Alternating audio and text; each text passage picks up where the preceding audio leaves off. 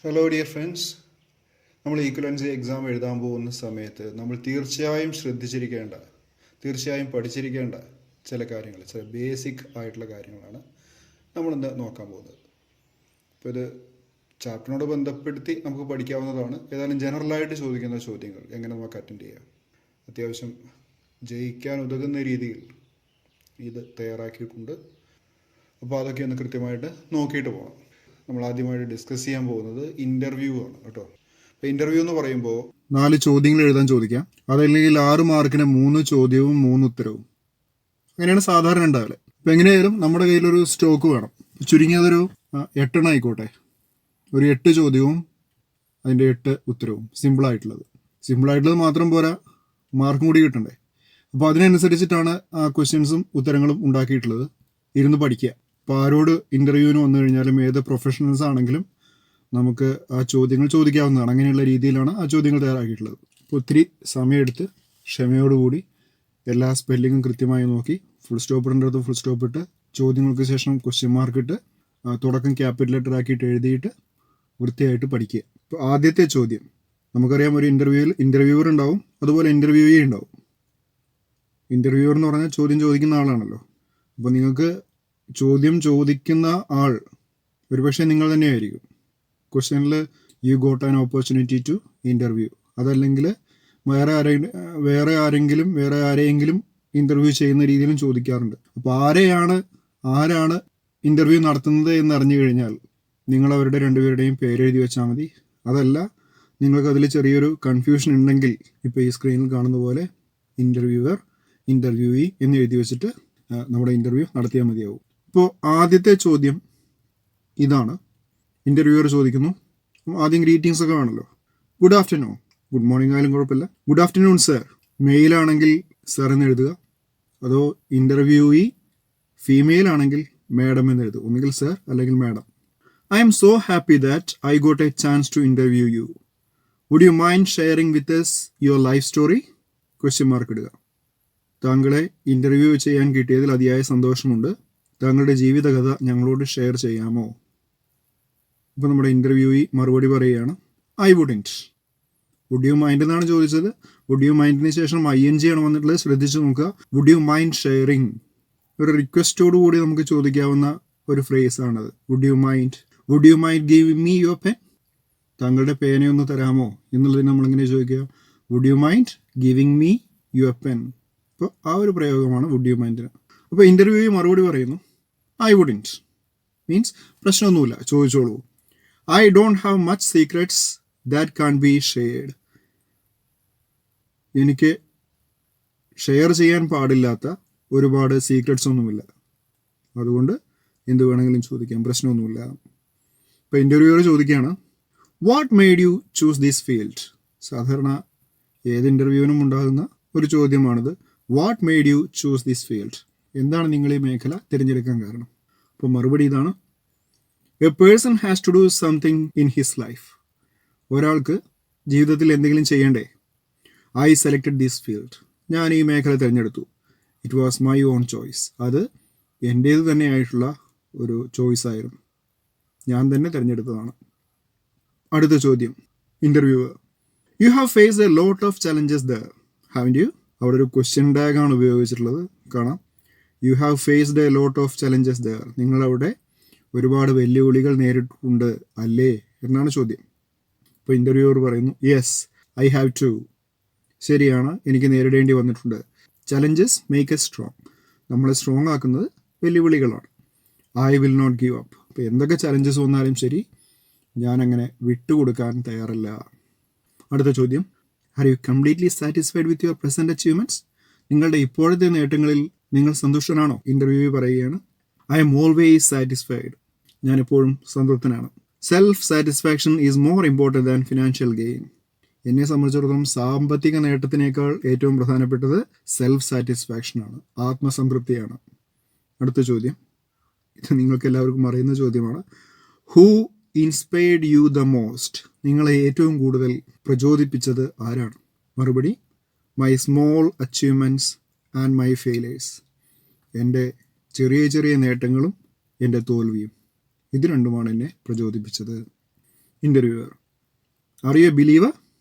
സാധാരണയായും ചോദിക്കാൻ ധൈര്യപ്പെടാത്ത ഒരു ചോദ്യമാണ്. നിങ്ങൾ വിശ്വാസിയാണോ? ആരോടെങ്കിലും ചോദിച്ചൂടെ?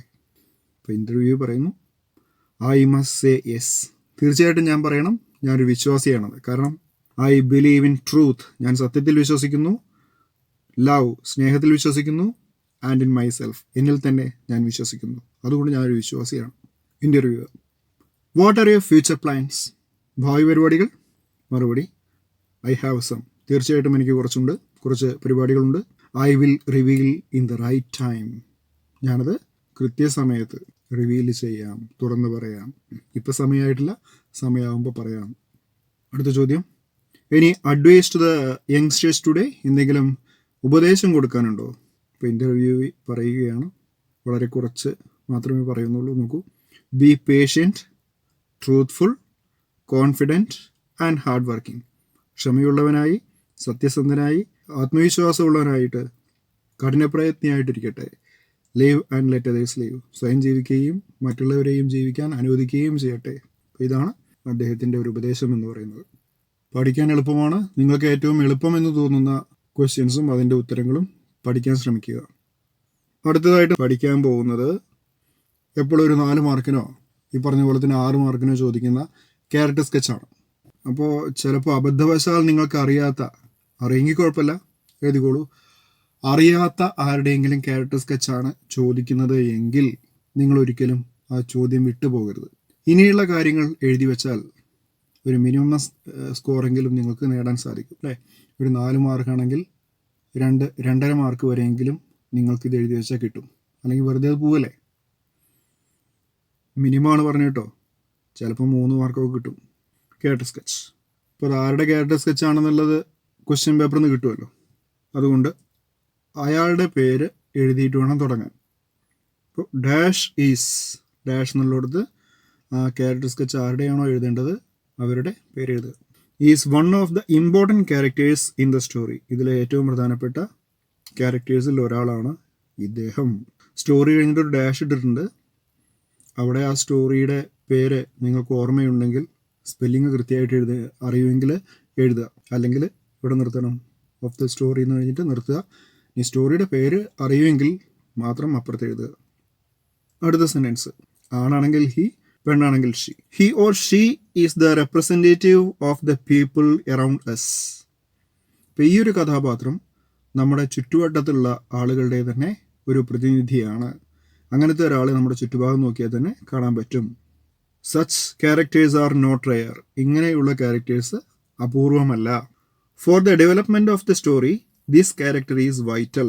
ഇപ്പോൾ ഈ സ്റ്റോറിയുടെ ഒരു വികാസത്തിനായിട്ട് ഇദ്ദേഹത്തിൻ്റെ റോള്, ഈ ക്യാരക്ടറിൻ്റെ റോൾ എന്ന് പറയുന്നത് വൈറ്റലാണ്, വളരെ പ്രധാനപ്പെട്ടതാണ്.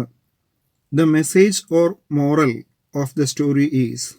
ഈ കഥയുടെ മെസ്സേജ് അല്ലെങ്കിൽ മോറൽ, ഗുണപാഠം എന്ന് പറയുന്നത് story is conveyed through dash. അവിടെ ഈ ക്യാരക്ടറിൻ്റെ പേര് എഴുതി വയ്ക്കുക. ഈ കഥാപാത്രത്തിലൂടെയാണ് ഈ മെസ്സേജ് കൺവേ ചെയ്യുന്നത് എന്നാണ് നമ്മൾ എഴുതുന്നത്. അടുത്ത sentence: the reader will never forget this person in his life.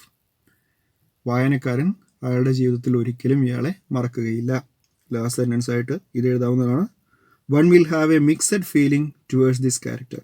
ഒരാൾക്ക് ഈ കഥാപാത്രത്തോട് ഒരു മിക്സഡ് ഫീലിംഗ് ആണ് ഉണ്ടാവുക, അല്ലേ?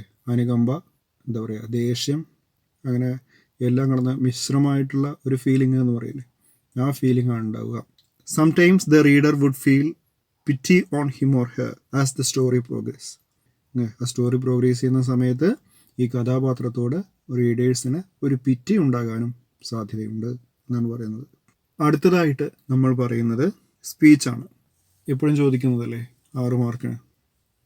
ഇപ്പം മിസ് ചെയ്യേണ്ട, ശരിക്കും പഠിച്ചോളുക. Honourable personalities on and off the dais and my dear friends. വേദിയിലും, ഡയസ് വേദി എന്നാണ്, വേദിയിലും പുറത്തും ഇരിക്കുന്ന, അതായത് സദസ്സിലും ഇരിക്കുന്ന മാന്യരെ, dear friends. A warm good afternoon to one and all. എല്ലാവർക്കും, ഇവിടെ ഇരിക്കുന്ന എല്ലാവർക്കും good afternoon. I am so lucky to stand here in front of you and share my humble thoughts with you. നിങ്ങളുടെ മുന്നിൽ നിൽക്കുന്നതിനും അതുപോലെ തന്നെ എൻ്റെ എളിയ ചിന്തകളെ നിങ്ങളുമായി ഷെയർ ചെയ്യുന്നതിനും എനിക്കതിയായ ഭാഗ്യമുണ്ട്. അതിൽ ഞാൻ സന്തോഷിക്കുന്നു. ഐ ആം ലക്കി, ഞാൻ ഭാഗ്യവാനാണ്. I am not a good speaker. തുടക്കത്തിലെ ഒരു ഒരു ജാമ്യം എടുത്തേക്കുക. I am not a good speaker, ഞാനൊരു നല്ല സ്പീക്കറൊന്നുമല്ല. So I humbly request your patience if I speak nonsense. ഞാനത് നോൺസെൻസ് പറയുകയാണെങ്കിൽ നിങ്ങളങ്ങ് ക്ഷമിച്ചേക്കുക. It is the first time I am facing such a vast audience. ആദ്യമായിട്ടാണ് ഞാൻ ഇത്രയും വലിയ ഒരു ജനക്കൂട്ടത്തിന് മുമ്പിൽ, ഓഡിയൻസിന് മുമ്പിൽ പ്രസംഗിക്കുന്നത്. I feel much delighted and excited to be part of this preferable event. ഈ ഒരു പ്രിഫറബിൾ ഈവൻറ്റ് എന്ന് പറഞ്ഞാൽ, പ്രിഫറബിൾ എന്ന് പറഞ്ഞാൽ ശ്രേഷ്ഠമായിട്ടുള്ള ഈ ഒരു പരിപാടിയിൽ, ശ്രേഷ്ഠമായിട്ടുള്ള ഈ ഒരു ഈവൻറ്റിൻ്റെ ഭാഗമാകാൻ സാധിച്ചതിൽ എനിക്ക് അതിയായ സന്തോഷവും അതുപോലെ തന്നെ എക്സൈറ്റ്മെൻറ്റും ഉണ്ട്. Once again I welcome you all. ഒരിക്കൽ കൂടി നിങ്ങൾക്ക് എല്ലാവർക്കും സ്വാഗതം. അടുത്ത പാരഗ്രാഫായിട്ട് നിങ്ങൾ എന്താ എഴുതുക? അടുത്ത പാരഗ്രാഫായിട്ട് ഇത് എഴുതുക. Here the topic I am going to speak about is not at all new. ഞാനിപ്പോൾ ഇവിടെ പറയാൻ പോകുന്ന ആ ഒരു വിഷയം എന്ന് പറയുന്നത് ഒരിക്കലും പുതുമയുള്ളതല്ല. But it is always relevant. പുതുമയുള്ളതല്ലെങ്കിലും അതിപ്പോഴും പ്രാധാന്യമുള്ളതാണ്.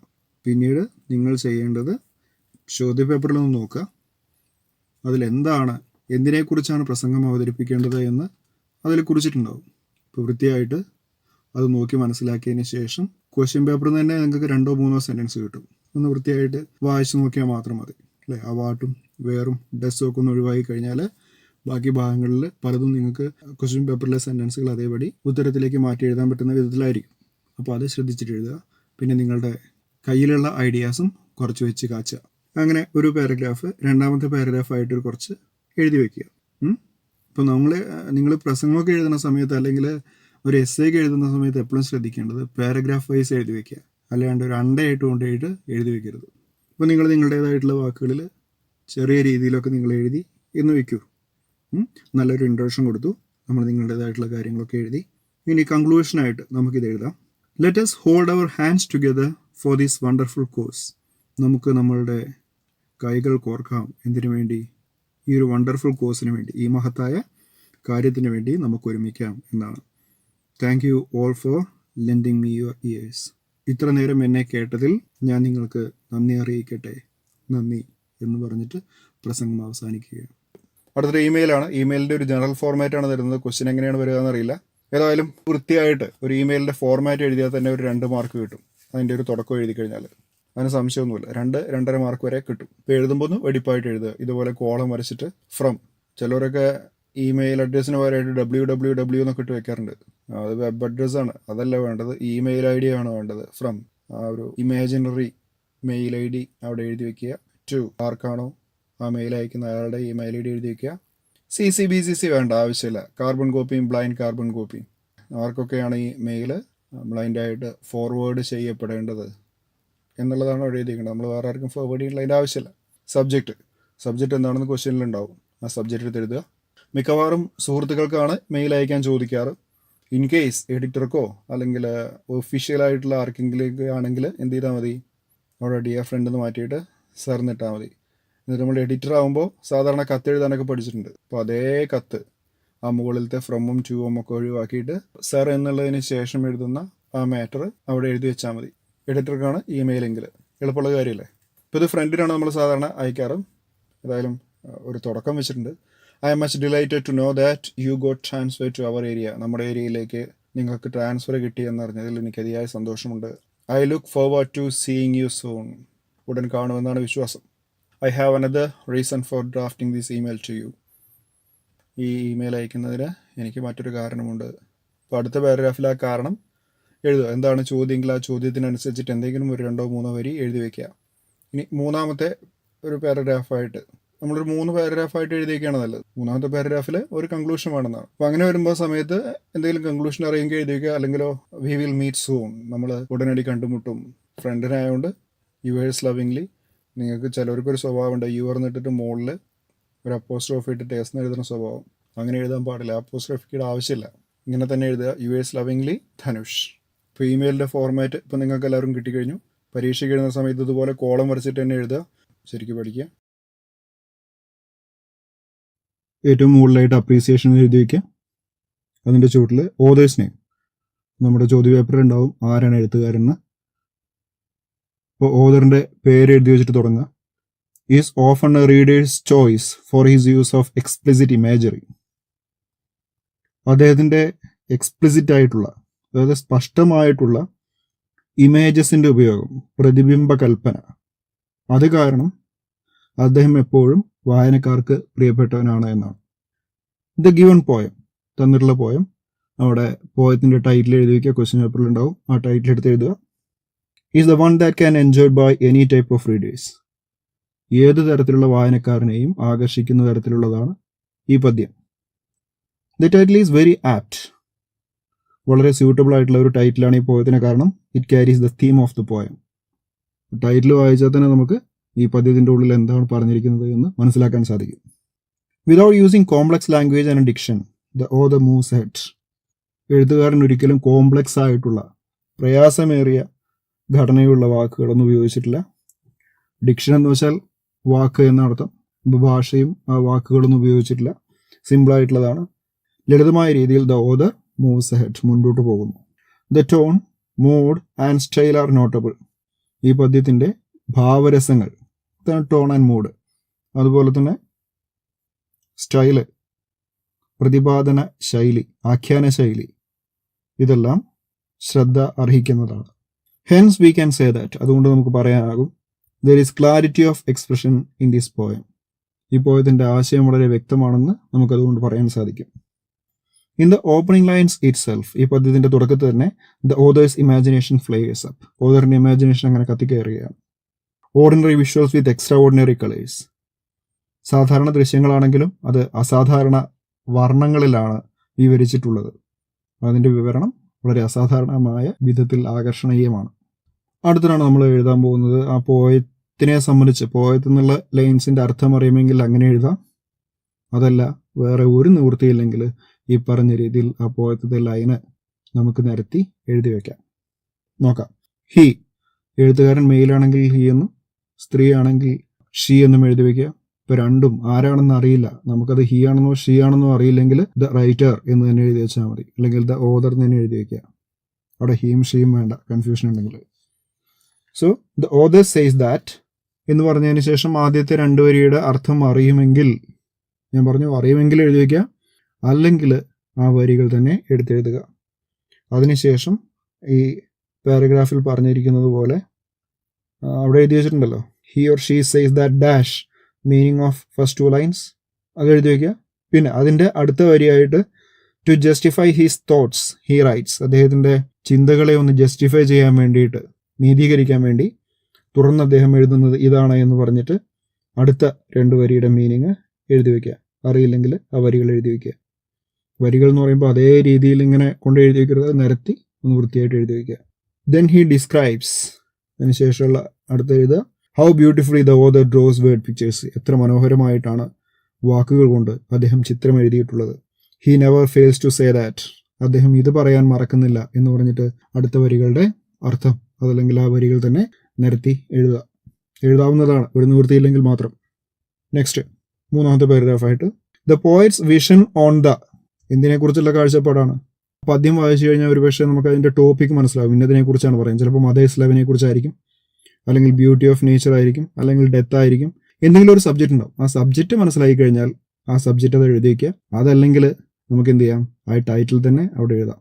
Title the author's vision on the dash, അവിടെ രണ്ടിലൊന്ന് എഴുതി വയ്ക്കുക. Is marvellous, is wonderful. His choice of words adds colours to his feeling, അദ്ദേഹത്തിൻ്റെ വാക്കുകളുടെ സെലക്ഷൻ എന്ന് പറയുന്നത് നമ്മുടെ ഫീലിങ്സിനെ ആഴം കൂട്ടുന്നു. അല്ലെ, അത് വായിക്കുമ്പോൾ നമുക്ക് കിട്ടുന്നൊരു ഫീൽ ഉണ്ട്, അപ്പോൾ അതിന് വാക്കുകൾ ആഴം കൂട്ടുന്നുണ്ട്. ഗ്രേറ്റ് ഫ്ലോ ഓഫ് തോട്ട്സ്, ചിന്തകളുടെ ഒഴുക്ക് വളരെ മഹത്തായതാണ്. ദ കൺക്ലൂഡിംഗ് ലൈൻസ് എന്ന് പറഞ്ഞിട്ട് അവസാനത്തെ രണ്ട് വരികൾ എഴുതി വയ്ക്കുക. Pushes us to read the poem once again, നമ്മളെ ഒരിക്കൽ കൂടി ആ പോയം വായിക്കാൻ നമ്മളെ പ്രേരിപ്പിക്കുന്നു. അതിൻ്റെ അടുത്തതായിട്ട് നമുക്ക് ഏറ്റവും ഇഷ്ടപ്പെട്ട വരികൾ ഇതാണെന്ന് പറഞ്ഞിട്ട് എഴുതി വയ്ക്കാവുന്നതാണ്. അതായത് the lines which I like the most R the following എന്ന് പറഞ്ഞതിന് ശേഷം അതിൻ്റെ അടുത്ത വരിയിൽ കൊട്ടേഷൻസിൻ്റെ ഉള്ളിൽ, അതായത് ഇൻവെർട്ടർ കോമാസിൻ്റെ ഉള്ളിൽ നമുക്ക് ഇഷ്ടപ്പെട്ട ഏതെങ്കിലും രണ്ട് വരികൾ എടുത്തെഴുതി വയ്ക്കുക. അടുത്ത പാരഗ്രാഫിൽ ദ ഡാഷ്, അവിടെ ഈ ആ തന്നിട്ടുള്ള പോയത്തിൽ എത്ര വരികളുണ്ടെന്ന് എണ്ണി വെക്കുക. എത്ര വരികളുണ്ട്? 16 വരികളാണെങ്കിൽ the 16 lines of the poem എന്ന് എഴുതി വയ്ക്കുക. 20 ആണെങ്കിൽ 20 ലൈൻസ് ഓഫ് ദ പോയം എന്ന് എഴുതി വയ്ക്കുക. അപ്പോൾ എത്ര വരികളുണ്ടോ ആ വരികളുടെ എണ്ണം അവിടെ എഴുതി വയ്ക്കുക. Of the poem do have continuity, ഈ പോയത്തിലുടനീളം കണ്ടിന്യൂറ്റി ഉണ്ട്, തുടർച്ചയുള്ളതാണ് ഓരോ വരികളും. There is no stanza division in the poem, എന്ന് വെച്ചാൽ സ്റ്റാൻസകളായി വിഭജിച്ചിട്ടില്ല എന്നാണ്. പക്ഷേ തന്നിട്ടുള്ള പോയം ഒരുപക്ഷെ ചിലപ്പോൾ സ്റ്റാൻസ് ഉണ്ടാവും. അങ്ങനെയാണെങ്കിൽ എന്ത് എഴുതേണ്ടി വരും? The poem is divided into, എത്ര സ്റ്റാൻസ് ആണെങ്കിൽ നമ്പർ ഓഫ് സ്റ്റാൻസ് ആണ് അവിടെ എഴുതിയേണ്ടത്. ഡിവൈഡ് ഇൻ ടു 4 സ്റ്റാൻസ് ആണെങ്കിൽ 4 സ്റ്റാൻസ, എസ് ആണെങ്കിൽ പാരഗ്രാഫ് എന്ന് പറയും, പോയം ആണെങ്കിൽ സ്റ്റാൻസ എന്നാണ് പറയുക. അപ്പോൾ എത്ര സ്റ്റാൻസ് ഉണ്ടോ ആ സ്റ്റാൻസയുടെ നമ്പർ എത്ര എണ്ണാണെന്ന് അവിടെ എഴുതിക്കുക. 4, 5, 6 ഇത്രയും എഴുതിക്കുക.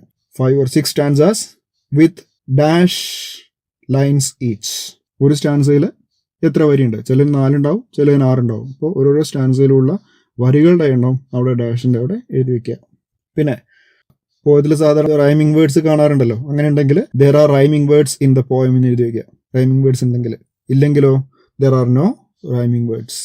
The rhyming words are the following. Rhyming words ഉണ്ടെങ്കിൽ ഒരു 2-3 എക്സാമ്പിൾ അതിൽ എഴുതി വയ്ക്കുക. അടുത്തിട്ട് we can see beautiful simile or metaphor in the poem. നമുക്കിവിടെ ലൈക്ക്, ആസ് എന്നുള്ള എന്തെങ്കിലും പ്രയോഗം ആ പോയത്തിന്റെ ഇടയിൽ എവിടെയെങ്കിലും കാണുകയാണെങ്കിൽ, ഒരു കമ്പാരിസൺ, ഒന്നിനെ മറ്റൊന്നിനോട് കമ്പയർ ചെയ്യുന്നതായിട്ട് നമുക്ക് തോന്നുകയാണെങ്കിൽ നമുക്ക് എന്ത് ചെയ്യാം? അവിടെ സിമിലി ഉണ്ടെങ്കിൽ സിമിലി എന്ന് എഴുതി വയ്ക്കാം, മെറ്റഫർ ആണെങ്കിൽ മെറ്റഫർ എന്ന് എഴുതി വയ്ക്കാം. So we can see beautiful simile and metaphor in the poem. അതൊന്നും കണ്ടില്ല എനിക്ക് വരി എഴുതിക്കണെ കൊണ്ട് കുഴപ്പമൊന്നുമില്ല. We can see beautiful simile ഇല്ലെങ്കിൽ കുഴപ്പമില്ല. മെറ്റഫർ എന്തായാലും ഒരു പോയത്തിൽ മിക്കവാറും ഉണ്ടാവാനുള്ള സാധ്യത ഉണ്ട്. അതുകൊണ്ട് അത് എഴുതി വയ്ക്കുക. We can see beautiful metaphor in this poem.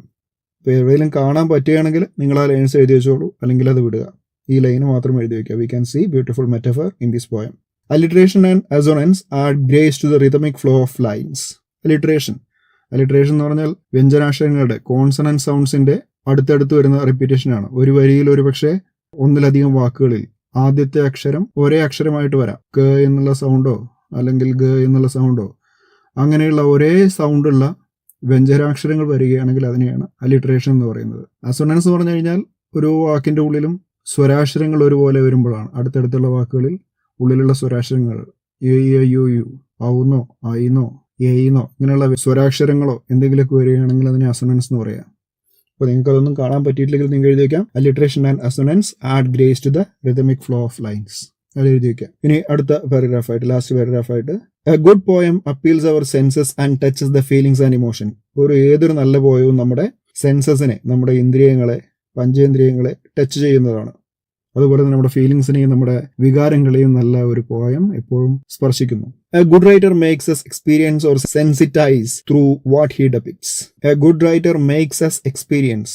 നല്ല ഒരു എഴുത്തുകാരൻ നമ്മളെ അനുഭവവേദ്യമാക്കുന്നു, അല്ലെങ്കിൽ നമ്മളെ സെൻസിറ്റൈസ് ചെയ്യുന്നു. സെൻസിറ്റൈസ് സ്പർശിച്ചറിയുക, മണത്തറിയുക, തൊട്ടറിയുക, ടേസ്റ്റ് ചെയ്തറിയുക, നമ്മുടെ പഞ്ചേന്ദ്രിയങ്ങൾ കൊണ്ട് ചെയ്യാൻ കഴിയാവുന്ന കാര്യങ്ങളെയൊക്കെയാണ് സെൻസിറ്റൈസ് എന്ന് പറയുന്നത്. Through what he depicts. നല്ലൊരു പോയിന്റ് എഴുതുന്ന വാക്കുകളാണെങ്കിൽ ആ വാക്കുകളുടെ ചിത്രീകരണത്തിൽ നമ്മൾ തന്നെ അറിയാതെ മുഴുകിപ്പോകും. അതാണ് നല്ലൊരു പോയം എന്ന് പറയുന്നത്, അല്ലെങ്കിൽ നല്ലൊരു പോയിറ്റ് എന്ന് പറയുന്നത്. വിത്ത് ക്ലീൻ മീനിങ്, ക്ലിയർ ആയിട്ടുള്ള അർത്ഥവത്തായിട്ടുള്ള കാര്യങ്ങൾ കൊണ്ടും, സിമ്പിൾ ഡിക്ഷൻ, ലളിതമായ വാക്കുകൾ കൊണ്ടും, ആൻഡ് സ്റ്റൈൽ, ആശയപ്രകടന രീതി കൊണ്ടും, imagery and common symbols, images കൊണ്ടും, അതുപോലെ തന്നെ സാധാരണ പ്രതിബിംബങ്ങൾ കൊണ്ടും, this poem is a good treat to the aesthetes. ഈ പോയം ആസ്വാദകർക്ക് നല്ലൊരു ട്രീറ്റ് ആണ് എന്ന്. അപ്പോൾ ഏതൊരു അപ്രീസിയേഷനും എഴുതാൻ പറ്റാവുന്ന, ആ പോയത്തിന്റെ വരികൾ കൂടി ഉൾക്കൊള്ളിച്ച് എഴുതാൻ പറ്റാവുന്ന ഒരു അപ്രീസിയേഷനാണ്. ഒരു 6 മാർക്ക് 7 മാർക്ക് വരെ ഇത് വൃത്തിയായിട്ട് പഠിച്ച് എഴുതി കഴിഞ്ഞാൽ പ്രതീക്ഷിക്കാവുന്നതാണ്.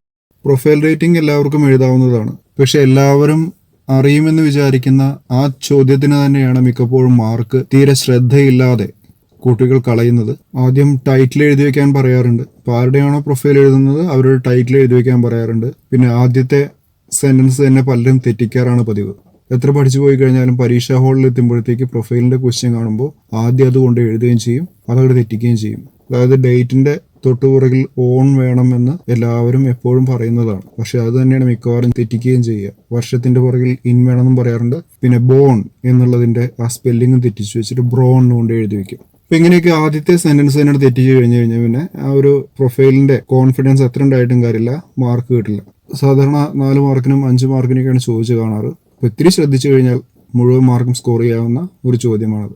അത് ആദ്യത്തെ സെന്റൻസ് തന്നെ തെറ്റിച്ചു കഴിഞ്ഞാൽ പിന്നെ രക്ഷയൊന്നുമില്ല. അതുകൊണ്ട് പരമാവധി ശ്രദ്ധിച്ചിട്ട് വേണം എഴുതാൻ. ഇവിടെ നമ്മുടെ സ്ക്രീനിൽ ഓരോ പോയിന്റും എങ്ങനെയാണ് ഡിസ്ക്രൈബ് ചെയ്യേണ്ടത് എന്ന് പറഞ്ഞിട്ടുണ്ട്. സാധാരണ ഒരാളുടെ ജനനത്തോടു കൂടിയാണ് ആ ചോദ്യം തുറന്നത്, അല്ലെ? ബർത്ത്, ജനനം, ആ ഡേറ്റ് അവിടെ കൊടുത്തിട്ടുണ്ടാവും. അതുപോലെ തന്നെ പ്ലേസും കൊടുത്തിട്ടുണ്ടാവും. അപ്പോൾ നമുക്ക് രണ്ടും കൂടി ഒരുമിപ്പിച്ചിട്ട് എങ്ങനെ ഒരു സെന്റൻസിൽ എഴുതാമെന്ന് നോക്കാം. അപ്പോൾ ഇവിടെ ആദ്യം നമ്മൾ പറഞ്ഞ പോലെ തന്നെ തുടക്കത്തിൽ എന്ത് ചെയ്യണം? ഏറ്റവും മുകളിലായിട്ട് ക്യാപിറ്റൽ ലെറ്റേഴ്സിൽ ആരുടെയാണോ പ്രൊഫൈൽ എഴുതുന്നത് അയാളുടെ പേര് അവിടെ എഴുതിയേക്കണം.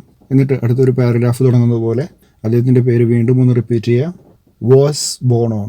ഇപ്പോൾ ഗാന്ധിജി ആണെങ്കിൽ ഗാന്ധിജി വാസ് ബോൺ ഓൺ. അതിനുശേഷം ക്വസ്റ്റ്യൻ പേപ്പറിൽ തന്നിട്ടുള്ള ഡേറ്റ് എഴുതി വയ്ക്കുക. Was born on. ഓണിന് ശേഷം ഡേറ്റ് തന്നെയാണ് എഴുതേണ്ടത്. ക്വസ്റ്റ്യനിൽ വർഷം മാത്രമേ തന്നിട്ടുള്ളൂ എങ്കിൽ നിങ്ങൾ എന്ത് ചെയ്യുക, ഓണിന് പകരം ഇന്നെന്ന് എഴുതി വയ്ക്കുക. ഇവിടെ 20th ജൂലൈ എന്ന് കാണാം, അതുകൊണ്ട് ഓൺ 20th ജൂലൈ 1990. അല്ല, അവിടെ 1990 എന്ന് മാത്രമേ കൊടുത്തിട്ടുള്ളെങ്കിലോ, ഹി വാസ് ബോൺ ഇൻ 1990.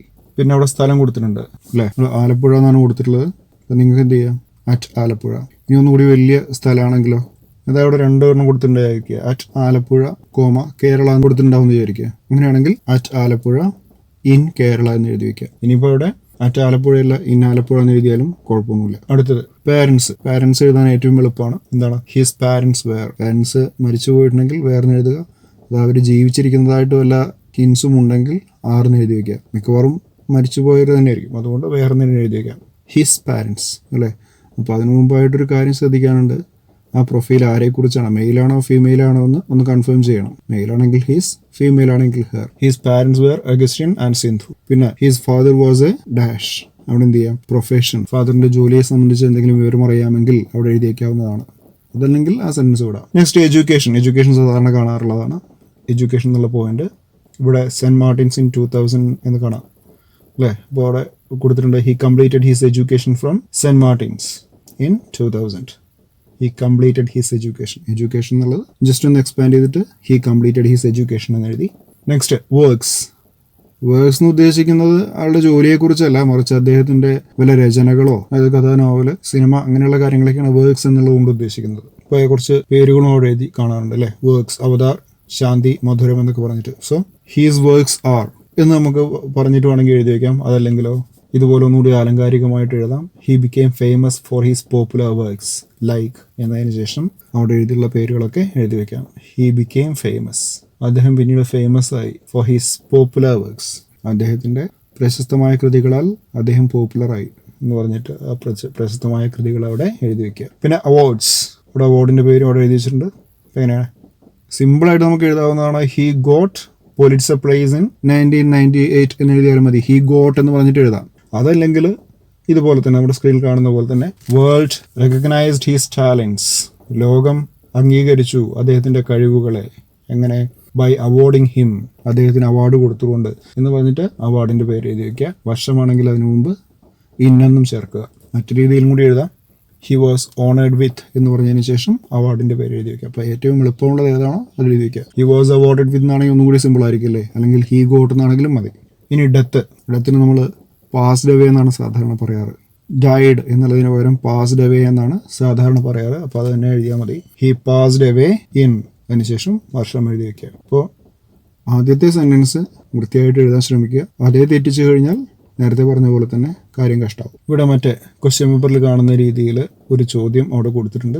ഇതാ പോയിന്റ് ബൈ പോയിന്റ് ആയിട്ട് എല്ലാം കാണാം അല്ലേ. ബർത്ത് എന്ന് പറഞ്ഞിട്ട് കൊടുത്തിട്ടുണ്ട്. സത്യജിത് റായുടെ പ്രൊഫൈലാണ് എഴുതേണ്ടത്. അപ്പോൾ എന്ത് ചെയ്യണം, ഏറ്റവും മുകളിലായിട്ട് സത്യജിത് റേ എന്ന് എഴുതി വെക്കണം അല്ലേ. എന്താ സത്യജിത് റേ എന്ന് എഴുതി വെക്കണം. അതിനുശേഷം അദ്ദേഹത്തിൻ്റെ ഡീറ്റെയിൽസ് ക്വസ്റ്റ്യനിലുണ്ട്. എന്താണ്, he's A famous Indian film maker എന്ന് ചോദ്യത്തിൽ കാണാം. അപ്പോൾ അതുകൂടി നമുക്ക് ആൻസറിൽ വേണമെങ്കിൽ ആഡ് ചെയ്യാം. എങ്ങനെ, Satyajit Ray, the famous Indian film maker was, പിന്നെന്താ എഴുതുക, ബർത്ത് എന്നുള്ളതിന് പകരം ബോൺ, അവിടെ ഡേറ്റ് ഉള്ളത് കൊണ്ട് ബോൺ, വാസ് ബോൺ ഓൺ 1921 അല്ലേ. യെസ്, എഡ്യൂക്കേഷൻ കാണാം ഇവിടെ. അപ്പോൾ മറ്റേതിൻ്റെ അതേ പാറ്റേണിലാണ് ഇവിടെ വന്നിട്ടുള്ളത്. He was educated at Shanti Niketan അല്ലേ. അല്ലെങ്കിലോ he completed his education from Shanti Niketan university in Calcutta. പിന്നെയോ അദ്ദേഹം ആരാണെന്ന് നമുക്കറിയാം. He was a famous film maker. പിന്നെ അവിടെ ഫസ്റ്റ് ഫിലിം എന്ന് കൊടുത്തിട്ടുണ്ട് അല്ലേ. അദ്ദേഹത്തിൻ്റെ ഫസ്റ്റ് ഫിലിം ഇതാണെന്ന് എങ്ങനെ പറയാം, his first film was Pather Panchali. പിന്നെയോ അദ്ദേഹത്തിനാണ് ഇറങ്ങിയിട്ടുള്ളത്, റിലീസ് ചെയ്തിട്ടുള്ളത് 1955 എന്ന് ബ്രാക്കറ്റിൽ കാണാം. അപ്പോൾ നിങ്ങൾക്ക് ഇങ്ങനെ കൂട്ടി എഴുതി വയ്ക്കാൻ പറ്റും അല്ലേ. വേറൊരു സെൻറ്റൻസിലാക്കിയിട്ട് എഴുതി വയ്ക്കാൻ പറ്റും. പതിർ പാഞ്ചാലി വാസ് റിലീസ്ഡ് ഇൻ, അവിടെ വർഷം മാത്രമല്ലേ കൊടുത്തിട്ടുള്ളൂ. പതിർ പാഞ്ചാലി വാസ് റിലീസ്ഡ് ഇൻ 1955. പിന്നെ ഹീസ് അതർ ഫിലിംസ് ആർ എന്ന് പറഞ്ഞിട്ട് അവിടെ കൊടുത്തിട്ടുള്ള ഡീറ്റെയിൽസ് ഒക്കെ എഴുതി വയ്ക്കുക. പിന്നെ അവാർഡ്സ് 1, അവിടെയും അവാർഡിൻ്റെ കാര്യം പറഞ്ഞിട്ടുണ്ട്, ഡെത്ത് ഉണ്ട്. അപ്പോൾ നേരത്തെ പറഞ്ഞ കാര്യങ്ങളൊക്കെ ഓർത്തിട്ട് അത് വൃത്തിയായിട്ട് എഴുതി വയ്ക്കുക. അതിൻ്റെ ഉത്തരം നമുക്കിവിടെ കാണാവുന്നതാണ്. അപ്പോൾ നിങ്ങൾ എഴുതിയ ഉത്തരവും ഇത് നമ്മളൊന്ന് മാച്ച് ചെയ്ത് നോക്കുക. അഡീഷണൽ ആയിട്ട് ഇൻഫർമേഷൻ അറിയുമെങ്കിൽ നമ്മുടെ പ്രൊഫൈലിൽ എഴുതാട്ടോ. അഡീഷണലായിട്ട് പക്ഷേ നമുക്കറിയും, ഉറപ്പ് വേണം, എങ്കിൽ മാത്രം എഴുതിയാൽ മതി. അതല്ലെങ്കിൽ ചോദ്യത്തിലുള്ളത് മാത്രം എക്സ്പാൻഡ് ചെയ്ത് എഴുതിയാൽ മതിയാവും. മാർട്ടിൻ ലൂതർ കിങ്ങിൻ്റെ ഒരു പ്രൊഫൈൽ എഴുതാൻ വേണ്ടിയിട്ടാണ് ഇത്. നിങ്ങൾ സ്വയം ഒന്ന് പ്രാക്ടീസ് നോക്കുക. അപ്പോൾ ഇതിലൊരു പക്ഷേ നിങ്ങൾക്ക് അറിയാൻ സാധ്യതയില്ലാത്തത് സ്പൗസ് എന്നുള്ള വാക്കായിരിക്കും. സ്പൗസ് എന്ന് വെച്ചാൽ ഭാര്യ അല്ലെങ്കിൽ ഭർത്താവിനെയാണ് സ്പൗസ് എന്ന് പറയുന്നത്. അപ്പോൾ ഹി സ്പൗസ് വാസ് എന്ന് പറഞ്ഞിട്ട് എഴുതിയാൽ മതി അല്ലേ. കരിയർ എന്ന് പറഞ്ഞാൽ എന്താണ്? ജോലി എന്നാണ്. അതിന് നമ്മളിങ്ങനെ എഴുതുക, he was a dash by career. He was a dash by career. അതായത് ഇവിടെ ആക്ടിവിസ്റ്റ് എന്നാണ്, he was an activist by career. വേറെ നോൺ ഫോർ എന്ന് കാണാം, he was well known for അല്ലേ. He was well known for, അറിയപ്പെടുന്നത് ഇതിനൊക്കെ വേണ്ടിയിട്ടാണ്. He was well known for civil rights movements and peace movement. ഇപ്പോൾ ഈ രീതിയിലൊക്കെയാണ് പ്രൊഫൈൽ എഴുതി വെക്കേണ്ടത്. ഓക്കെ, അടുത്തതായിട്ട് നമുക്ക് എങ്ങനെ ഒരു ഈവെന്റിനെ, ഒരു പ്രോഗ്രാമിന്റെ റിപ്പോർട്ട് എങ്ങനെ തയ്യാറാക്കുമെന്ന് നോക്കാം. ഇത് ഒരു ക്വസ്റ്റ്യൻ പേപ്പറിൽ വന്ന ചോദ്യം തന്നെയാണ്. Prepare a detail report of the following programme held in your school as part of the activities of Sauhrida club. Sauhrida ക്ലബിന്റെ നേതൃത്വത്തിൽ ഒരു പരിപാടി നടന്നു, അതിന്റെ റിപ്പോർട്ട് എഴുതാൻ പറഞ്ഞിട്ടാണ്. ഒരു സെമിനാറാണ് നടന്നിട്ടുള്ളത്. ആ സെമിനാറിന്റെ ഷെഡ്യൂൾ കംപ്ലീറ്റ് അവിടെ കാണാവുന്നതാണ്. അതിന്റെ റിപ്പോർട്ട് എഴുതാനാണ് പറഞ്ഞിട്ടുള്ളത്. അപ്പോൾ എങ്ങനെയാണ് ആ റിപ്പോർട്ട് എഴുതേണ്ടത്? ഇവിടെ നിങ്ങളുടെ സ്ക്രീനിൽ കാണാം. തുടക്കത്തിൽ എന്ത് വേണം? ആ ടൈറ്റിലായിട്ട് എന്താണ് എഴുതേണ്ടത്? ടൈറ്റിൽ നിങ്ങൾ എഴുതി വെക്കേണ്ട, നിങ്ങൾ എന്ത് എഴുതണം? റിപ്പോർട്ട് ഓഫ് എന്ന് പറഞ്ഞതിന് ശേഷം നേരത്തെ നമ്മൾ കണ്ടത് ക്വസ്റ്റ്യൻ പേപ്പറിൽ തന്നെ ഉണ്ട്, എന്തിന്റെ റിപ്പോർട്ടാണ് അല്ലേ. ഇതാണ് report of the seminar on. എന്തിനെ കുറിച്ചുള്ള സെമിനാറാണ് അവർ കൊടുത്തിട്ടുണ്ട്. എന്താണത്? Need for strengthening human relation, അതിനെക്കുറിച്ചിട്ടുള്ള സെമിനാറാണ്. Report of the seminar on need for strengthening human relations, അതാണ് നമ്മുടെ ടൈറ്റിൽ എന്ന് പറയുന്നത്. അതിനുശേഷം പ്രോഗ്രാമിനെ കുറിച്ച് ഒന്നും കൂടി മെൻഷൻ ചെയ്തിട്ട് വേണം ഒരു പാരഗ്രാഫ് പോലെ ആ റിപ്പോർട്ട് തുടങ്ങാൻ. 2-3 പാരഗ്രാഫ് നമുക്ക് എഴുതാവുന്നതാണ്. അപ്പോൾ അങ്ങനെ പ്രോഗ്രാമിന്റെ പേരെന്താണ്? സെമിനാറാണ്. The seminar on the need for strengthening human rights was conducted in the school auditorium. അവിടെ സ്കൂൾ ഓഡിറ്റോറിയം എന്നുള്ളത് സ്കൂളിൽ വെച്ചാണ് നടന്നുള്ളത്, അതുകൊണ്ടാണ് അവിടെ സ്കൂൾ ഓഡിറ്റോറിയം എന്ന് പറയുന്നത്. ഏതാണോ വെന്യൂ, ആ വെന്യൂവിന്റെ പേരാണ്. പഞ്ചായത്ത് ഹാളാണെങ്കിൽ പഞ്ചായത്ത് ഹാളിന് എഴുതാം. അപ്പോൾ വെന്യൂ, വേദി ഏതാണോ അതാണ് എഴുതേണ്ടത് അല്ലേ. ഓൺ എന്ന് പറഞ്ഞതിന് ശേഷം എഴുതാം, ഡേറ്റും എഴുതി വെക്കാം. പിന്നെ അതുപോലെ ക്വസ്റ്റ്യന്റെ തുടക്കത്തിൽ ഒരു കാര്യം കാണാവുന്നതാണ്. എന്താണത്? ഇത് നടന്നിട്ടുള്ളത് സൗഹൃദ ക്ലബ് ആക്ടിവിറ്റീസിന്റെ ഭാഗമായിട്ടാണ്. അപ്പോൾ നിങ്ങൾക്ക് ഇതും കൂടി ഇതിൽ മെൻഷൻ ചെയ്ത് വെക്കാം. This programme was held as part of the activities of Sauhrida club. അതുകൂടി നമുക്ക് അടുത്ത സെന്റൻസ് ആയിട്ട് എഴുതി വെക്കാം. എങ്ങനെ? This programme was held as part of the activities of Sauhrida club. Sauhrida ക്ലബിന്റെ ആക്ടിവിറ്റീസിന്റെ ഭാഗമായിട്ടാണ് ഈ ഒരു പരിപാടി നടന്നിട്ടുള്ളത്. അതുകൂടി നമുക്ക് ആഡ് ചെയ്ത് വെക്കാം. ശരിക്കും പറഞ്ഞ ക്വസ്റ്റ്യൻ പേപ്പറിൽ തന്നെ നമുക്ക് വേണ്ടതെല്ലാം കിട്ടുന്നതാണ്. പിന്നെ ഇവിടെ കാണുന്ന ഭാഗത്ത് മുഴുവൻ പേരുകൾ ചേർത്താൽ മതിയാവും. ചോദ്യത്തിൽ കുറെ പേരുകൾ ഉണ്ടാവും. ആ പേര് ഇവിടെ എങ്ങനെ ചേർത്ത് കൊടുത്താൽ മതി നോക്കാം. The programme commences with prayer at 10 AM. എപ്പോഴാണ് പ്രെയർ തുടങ്ങിയത്, എപ്പോഴാണ് പരിപാടി തുടങ്ങിയത് നമുക്ക് പറയണം. ഇപ്പോൾ പ്രോഗ്രാം ആരംഭിച്ചത് പ്രെയറോട് കൂടിയാണ്, 10 മണിക്കാണ് ആരംഭിച്ചത് അല്ലേ. ഇനി ആരാണത് വെൽക്കം ചെയ്തത്? ഇപ്പോൾ ഇവിടെ പേര് എഴുതി വയ്ക്കുക. വെൽക്കം ആരായിരുന്നു അവിടെ? ശ്രീമതി വിമല കുര്യൻ, പ്രിൻസിപ്പൽ. അപ്പോൾ നിങ്ങൾ എഴുതിക്കേണ്ടത് Shrimati Vimala Kurian principal welcome the gathering. എല്ലാം പാസ്റ്റ് ടെൻസിലാണ് എഴുതി വെക്കേണ്ടത്, ED ചേർത്തിട്ടാണ് എഴുതി വെക്കേണ്ടത്. So Shrimati Vimala Kurian, principal welcomed the gathering. അടുത്തത് the function was presided over by. Presided over എന്ന് പറഞ്ഞാൽ ചെയർഡ് ബൈ എന്നാണ് അർത്ഥം, അധ്യക്ഷ സ്ഥാനം അല്ലേ. So the function was presided over by. അതിനുശേഷം ആ ചെയറിന്റെ പേര് എഴുതിക്കും. അവിടെ ചെയർപേഴ്സൺ ആരായിരുന്നു?